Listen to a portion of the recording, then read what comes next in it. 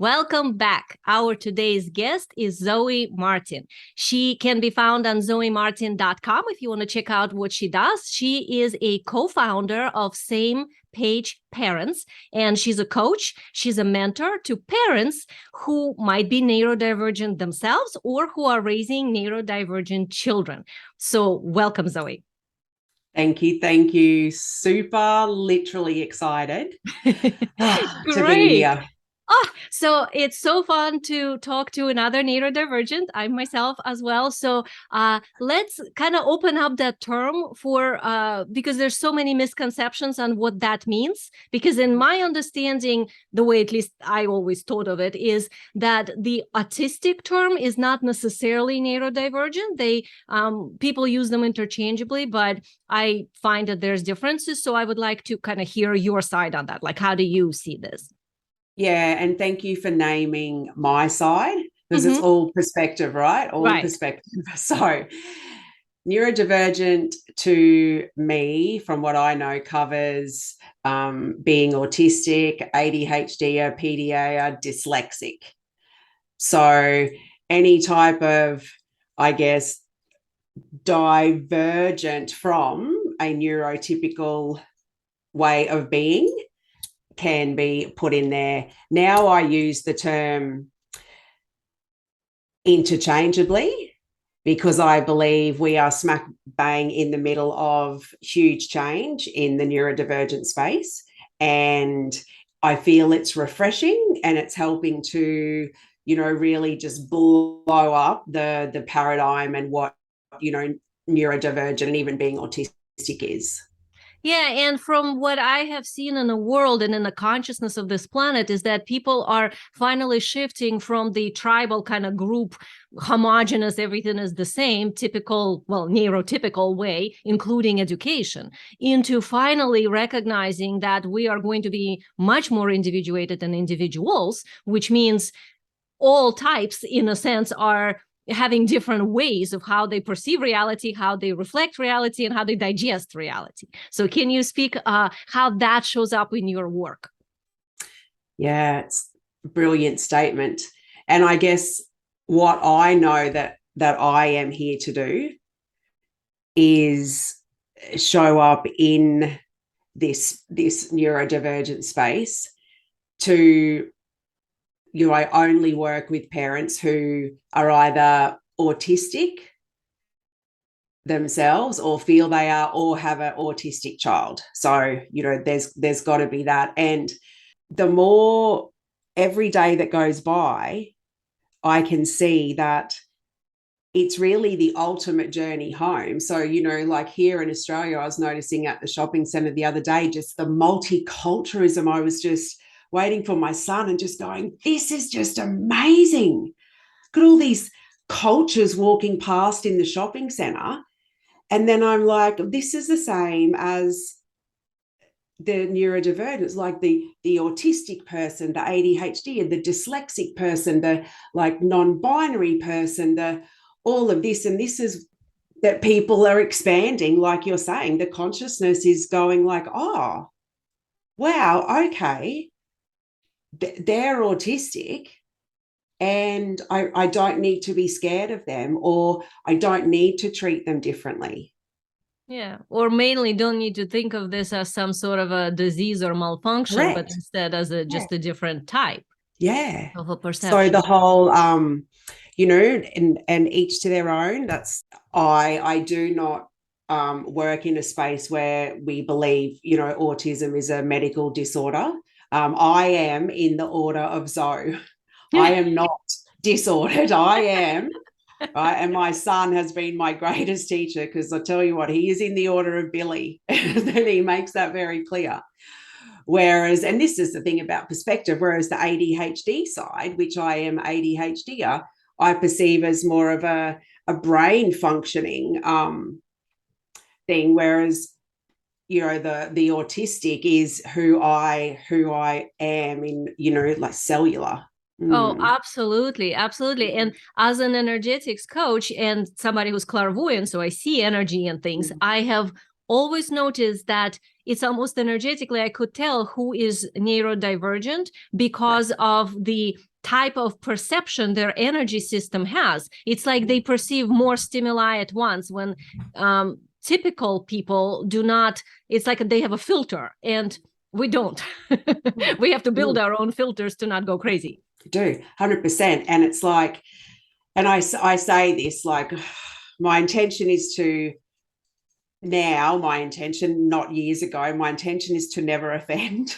Yet it is like, it's spot the autistic, and you sense it before you even speak to someone. And and when I said at the start, I'm literally excited to be on here because there is just complete safety. I have my amygdala is literally having a sleep because I am under zero threat. There is no threat response. It's just, I just keep going freezing. Like, it's just an exchange of joy.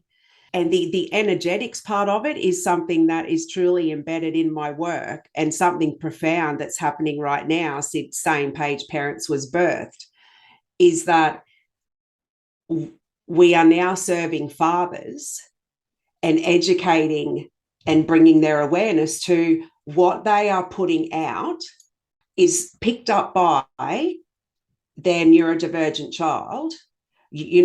As dad's gotten out of the car and he's not even in the house yet, and that child knows. So the energetics of things is really fueling, this work in Same Page Parents with the dads. It's mind-blowing in such a brilliant way, because this is legacy. Exactly. And it's incredible how much neurotypical people do not understand non-neurotypical perception. I find that a lot of times it's almost been used like a swear word, like you're too sensitive, like what's wrong with you, you're too sensitive, when actually that sensitivity, if properly managed, that child could be incredible genius and use that capacity for something really beneficial. But at the beginning, they get wounded a lot by the neurotypicals not quite getting that their nonverbal presence can severely affect. 100%. And undiagnosed parents, and this is where, like, we are the change, and me being, like the CEO of, this company and being neurodivergent myself, had a mentor recently, like when, we went in with all the blocks and everything, for me to uncover that I didn't truly believe I could be successful, whatever that means to me, like this, because this is like just a awesome shit show. What goes on? Like, I am not a neurotypical CEO. Like on my email, it says in the thing, I will respond based on my capacity, the needs of my family. And, and if I'm 5 minutes late to a coaching call, my clients know, because I've named that in the enrollment, that, what, I might be in demand avoidance, right? So I might just be messing with time. And I know it's time to get ready and get on, but I've decided I'm going to go and pot a plant. Right? And then if that's what's required for me to then be able to come into the space, like here today, I'm like, I'll just wash my hair, get out of the shower, 4 minutes to get on. Yet that's safe for me. Yeah, and I find a lot of those behaviors are components of self-anchoring, so that we're not in a stratosphere.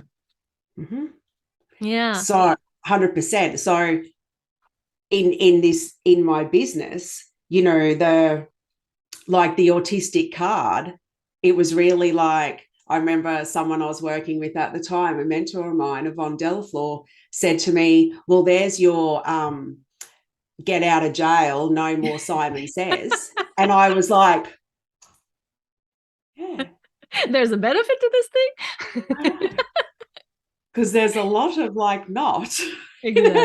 Exactly. So if we look from this, what you just said, which is great, to the business side. So you're definitely not a traditional CEO just because of the way that your brain functions and your body energetics function. So can you speak a little bit as to how has it been running a company, and you're expanding your business? It's like growing and growing. How has that been being yourself, like having a different demand sort of on yourself because of the way that your energetics work? When I connected with you, there was just this part of like, oh my gosh, we need people like you in the world, like coaches, CEOs like me need support systems like what you do. I could not do this without my support systems, because I miss cues, like exhaustion cues. I miss this. I get emails just in a mess.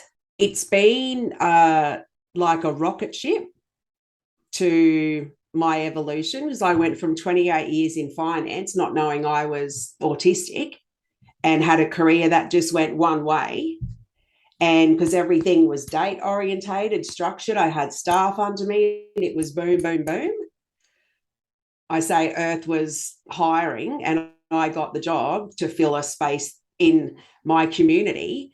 And then I quickly found out I was neurodivergent, because I was just failing. I was like a floundering, it was horrible. And so then, I now know, and with the support, that I don't go to that bottom anymore. Whereas I can sort of like, and I've got a team, and then, go back up. But it is not linear. Yeah. And I would say a lot of it probably has to do with respecting your neurodivergence, because at least this is like what I teach my clients is through soul design, is respecting their soul design. So whichever way you're made is non-negotiable. You have to honor that. And there's benefits in fully honoring it, even if it doesn't look like that from the beginning. But there are. There are, like soul design. Like, how good does that just sounds good. Like, I just want to drink that. And you were saying that, and I was like, and it takes time. I drew this picture last night on a call with these mothers about, just like, this is where you and your partner are. You've enabled this and calibrated to this, and now you're clear on where you're going. So you're like this. Well, he needs time, and you need time to calibrate. Mm-hmm. So like what you were saying there about, like my soul design, who am I now? And then the patience and time and compassion, and like anybody that is listening to anything that you put out, I feel are like spiritual go-getters. Like, yes, I am in the arena. Right? And we have these expectations for ourselves, and then it's like, oh, okay, compassion, reset, presence. Yeah. So in your business, as you've been building it, can you explain here a little bit to the audience, what is same page parenting? Like, what is it actually? So it's a mentoring practice, right? Like you have clients come in, which are they families? Are they children? Are they individuals? Like, can you talk a little bit about the structure of it? I'll give a tiny bit of back end. So I started in this serving mothers only, and certified in futuring, and created this Future of Mothers journey, which in the end, the mother met themselves. Mm-hmm. And then there was a Pioneers Mastermind, because they truly are pioneering a new way of leading their children. And then I realized I was just creating a gap between her and him. And so then the integrity piece, I'm like the dads, there is nothing for the dads. So that was when the Same Page Parents was born out of that gap. So it is, I have chosen to serve a mother that identifies as a woman, and a father that identifies as a man. Okay. And that's not to shut anyone out, but this is my lane. So both need to be in. Okay. So it's generally mum drags him, and he says yes. And then we go. So we have a 8-week journey, which is led by myself and my husband, Scott. Yeah, we cover the 4 things, which I think is universal for business, for relationships, for anything, which is commitment, communication, so the art of circling back, and then connection over control. 4 components. Yeah, this is such an important 4 pillars of everything. It is. And I think from a business point of view, like if we are in a team environment, and a team can be like myself and my accountant, myself and, my social media manager, or this or that. Well, all of those come into it. Like you look at connection over control. If I'm like trying to control, well, that's me. I'm not safe. That's what I'm screaming inside. Right. The energetics are always, I'm not safe, and it's projected out. Mm-hmm. Yeah. Whereas, hey, Sarah, I've seen this, could you adjust this? So those things I think are universal. But and that's what Same Page Parents is. So they finish with a shared language, right, which is important, and they know where they're going. And then they parent together by understanding some dynamics that you teach them, or do you help them find it within themselves? Yeah, so the way we perceive it and facilitate it is we have scaffolding. So it's like building a high rise. We have the scaffolding, but they've got to build it. And we support them to make it their own, because how Scott and I are in a relationship is no one's business but ours, nor will what work for us work for any. So we have the scaffolding, the ideas.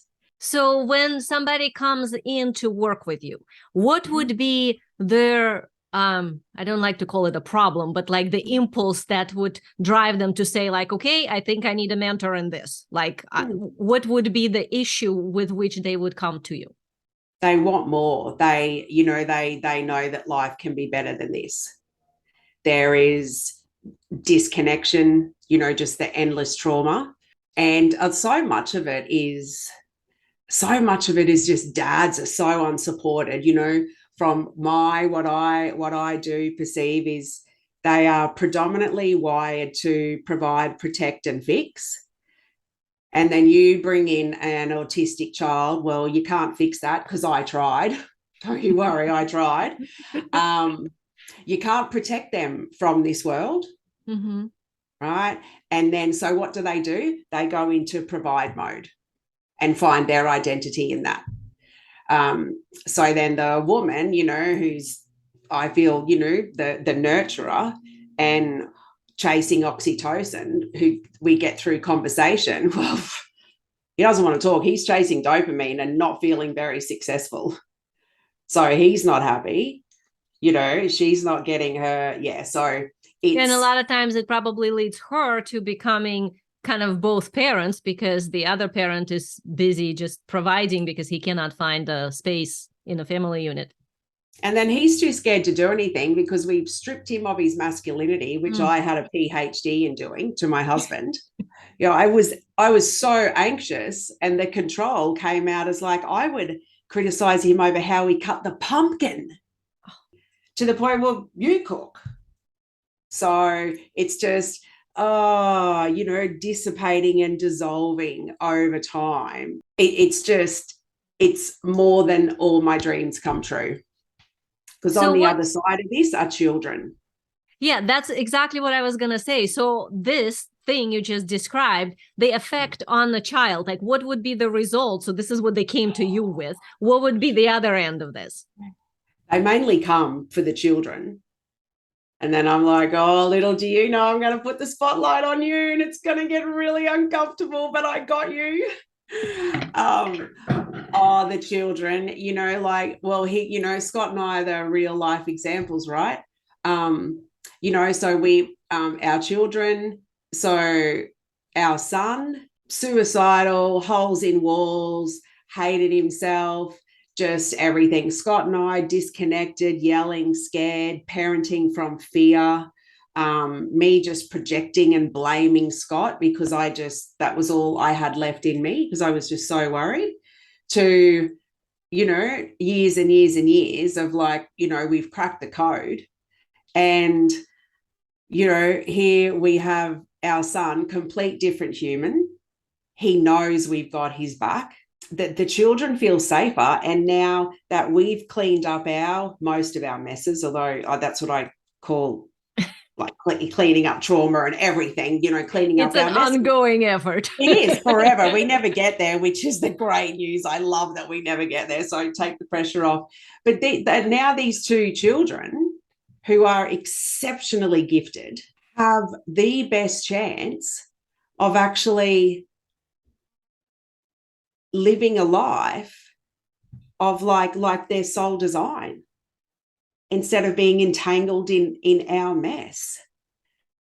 Like I was entangled in my parents' mess. I thought it was my job to make mum happy, and then hide from dad, and it's just. And I'm sure that you run into a lot of that with your clients too, that they think that they are coming for, just working on, let's say, marriage and a child, and realize there's all these subcurrents of their parents, how they've been raised and how they're now projecting this with their children. Yeah. And all our children want more than anything is for their parents to be happy, and what I love is that, when we take that ultimate journey home, even just starting it, just saying, I am willing, it blows my mind how giant leaps can happen in families just when the parents say, okay, I'm going to give it a go and not do consequence and punishment, which like do not work for autistic kids. It's just, it has been the biggest blessing to give me the ultimate permission slip to do business my way, to do being a woman my way, to parent my way. And that's, I think, like that's sovereignty, that's freedom. It's one of the things I always say is that love, sovereignty, authority, and mastery are essential pieces of being a complete person. So if any piece here is missing, you're going to start to feel wobbly and then compensate through your external environment somehow. And it is essential for neurodivergence, essentially the children too, when they just like figuring out the patterns of life to keep these pieces, especially the sovereignty and their own authority. Gosh, I love that. I'm going to need to re-listen back to this to write down. I'm trying to like, what awesome. You say, love, sovereignty, mastery, and what? And authority and self-love. Oh my God. See? Yes. Absolutely. Yeah. And how does this link, like all the stuff you said with the personal transformation for the parents and for how that affects the child and the none of the punishment thing and instead teaching differently? What is the bigger mission here that you see yourself on? Because this is your journey that has been reflected in your clients, obviously. Taking a breath because I could feel the tears about to like catapult out, which is completely okay with me. So I just wanted to take a breath as that question is so big for me right now. Being autistic and a PDA, so pathological demand avoidant, which is now finally starting to get its legs. I believe that, a neurodivergent person who is, like aware only partners with another neurodivergent person if it's going to like last. And under the constraints, the world that we're currently in, and I said earlier, that we're smack bang in the middle of change, that the odds of staying together and having some synergy and harmony and connection as a husband and wife and having neurodivergent children are so damn low that it's not okay. Every part of me wants to help parents understand that they are not their feelings and emotions, that behavior is communication. So we're told that for our kids. And to me, it doesn't matter if you're 1 day old or you're 100. Behavior is communication. And if what I want is to see children autistic children be able to be in a home where there is a mother and father, where there is two carers, where there is safety and predominantly, there is connection, there is acceptance, and it's radical. And I don't want this to be radical, because it's not easy. So the story we tell ourselves about how wrong everything is and how our emotions are wrong catapult a family to rock bottom and separation. And it's the trauma. I don't want any parents in trauma, children living in trauma. Yeah. Yeah. Anytime there is a difference, even without calling it neurodivergence, but just difference, there's already going to be friction. And one of the things I always talk about is how emotions by themselves don't matter. They are indicators of your beliefs out of which the actions come. That's what matters. But when we overfocus on the emotion, that's exactly what happens, like what you're talking about. So certain components like parents being in self-sacrifice instead of in love energy, or parents just, going in drama, exploding and leaving each other and the kid. So what you're doing is so important. It's so needed on the planet right now. And this view of like, hey, I'm living it, so I know that it's possible. Like the same thing I always teach all my clients is that, I'm different and I have a very successful company and I teach other people to do that. So if you're different, it's not a problem, it's a benefit. Like all this world of entrepreneurship is pretty much about being different. So, hey, you already got that pre-installed. So now just figure out how to capitalize on that. So everything you're saying is just so important. So what would be the last thing you would leave the audience with for today? Under every behavior is a human, that wants to love and be loved. And if we can, get past the behavior and see that, magic is waiting. And help, we're not supposed to do this alone. Oh my goodness. Oh, this is so beautiful. Thank you so much, Zoe. This was such a joy to have you here, and you and I can talk for hours, but we got to wrap this up. So thank you so much. And this would be so beneficial for people to hear, even if they are not neurodivergent themselves, but a lot of them probably are, even if they've never been diagnosed with anything specific, just because you can tell through how different are you. Like if you're really different, you kind of know you are. So thank you so much for being here. Thank you.